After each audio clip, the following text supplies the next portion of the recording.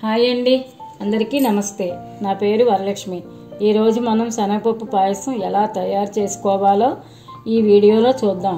ముందుగా శనగపప్పు పాయసానికి కావలసిన పదార్థములు ఏంటో చూద్దాం.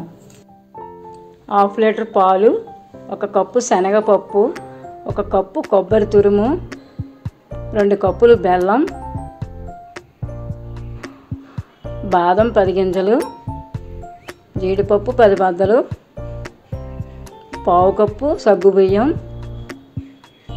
4 స్పూన్లు బియ్యపిండి, 3 స్పూన్స్ నెయ్యి.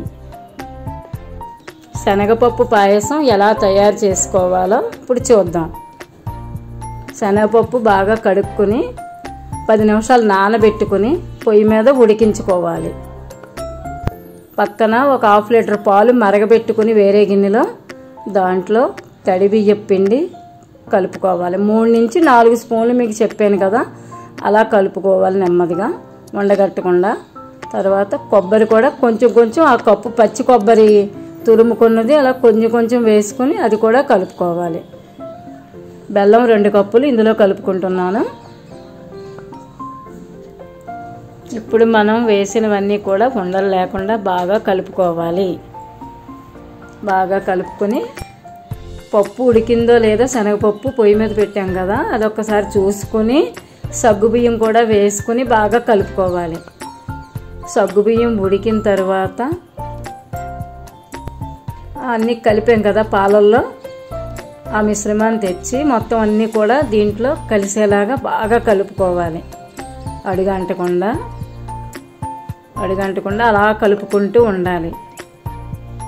సిమ్లో పెట్టుకుని బాగా బబుల్స్ వచ్చేంత వరకు కూడా అలా కలుపుకుంటూ ఉండాలి. అప్పుడు ఉండకట్టకుండా బాగుంటుంది. అలా బబుల్స్ వచ్చేంత వరకు కూడా సిమ్లో అలా కలుపుకుంటూనే ఉండాలి అడుగంటకుండా. బబుల్స్ అలా వస్తాయి. ఇప్పుడు పక్కన పాన్ పెట్టుకుని 3 స్పూన్స్ కానీ 4 స్పూన్స్ కానీ నెయ్యి వేసుకొని బాదం కాజు బాగా గోల్డ్ కలర్ వచ్చేంత వరకు వేయించుకొని ఆ బబుల్స్ వచ్చిన తర్వాత దాంట్లో పోసి బాగా కలుపుకుంటే చాలా టేస్టీగా ఉంటుంది, చాలా బాగుంటుంది. అలా 1-2-3 సార్లు అలా వేసిన తర్వాత బబుల్స్ వచ్చిన తర్వాత అప్పుడు గ్యాస్ ఆపేసుకోవాలి. శనగపప్పు పాయసం తయారవ్వింది.